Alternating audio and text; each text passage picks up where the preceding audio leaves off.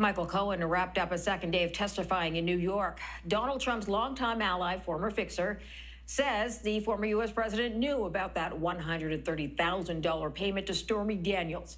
Cohen told jurors about a 2017 Oval Office meeting where Trump confirmed a plan to reimburse Cohen for paying off Stormy Daniels. She alleges she had an affair with Donald Trump in 2006.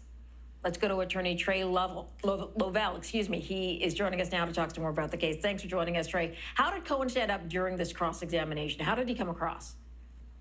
You know, I don't think it was any help. He may have testified more calmly, but he's going to have a problem on cross-examination.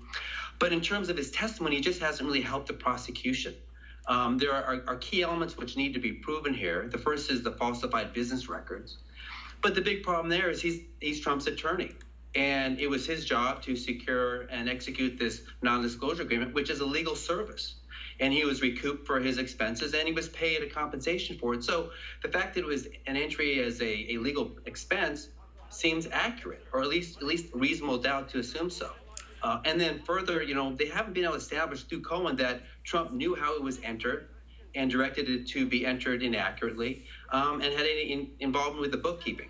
So I just don't think they're getting any closer with Cohen, and he's absolutely essential to tie these last few ends. So you don't feel like he did connect the dots then, he may have proven that Donald Trump knew about the payment, but not that he knew what was happening on the bookkeeping end? Exactly, because you got to remember, you know, a non-disclosure agreement, paying hush money is not illegal.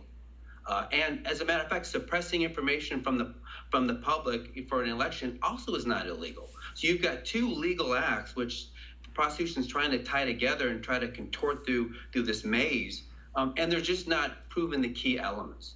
And I think everybody was kind of waiting and assumed Cohen would tie the loose ends, but he hasn't been able to do it.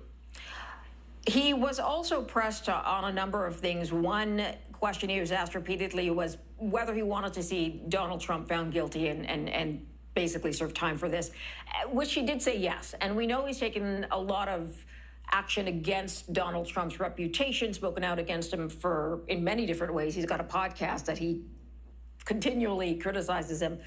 When he tries to explain that part of what he does now, I mean, does that work against him? Is he able to explain that in an accurate and sort of calm way so that jurors understand and don't think he's out to get him? I think that's very difficult because he clearly has a bias here. You know, he's making money off of Trump. He's going to make money off of if Trump is sent to jail. And this whole prosecution is part of his livelihood. You know, being anti-Trump is how he's making money. And he can't really disguise that. And so there's a couple ways to look at this. First of all, even if you assume what he said is true, I think the prosecution is still having a problem proving the elements of the crime. But now we take whether or not, because of his credibility, even if he's saying the truth, and what he could be saying, the jury could find is a total lie, which even takes us even further. So I don't think that he's rehabilitating himself, because the facts behind his bias, behind his benefiting from what's happening with the trial and Trump is just so obvious you really can't hide it. The prosecution has said Michael Cohen was their last witness. Do we know who the defense will call? We don't. It's my understanding that they may have one witness. You know, for the defense, they have a strong argument that the prosecution hasn't fulfilled its burden of proving beyond a reasonable doubt that should go to the jury. If it does, and then they do put on their case, you know, I would assume a billing expert to kind of explain how legal expenses are made and how they're recorded.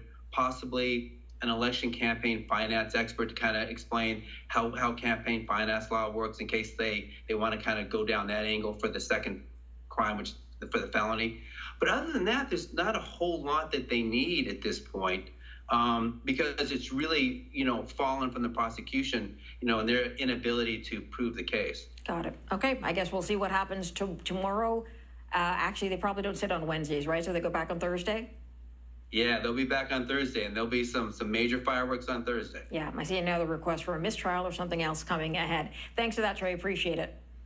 Thank you.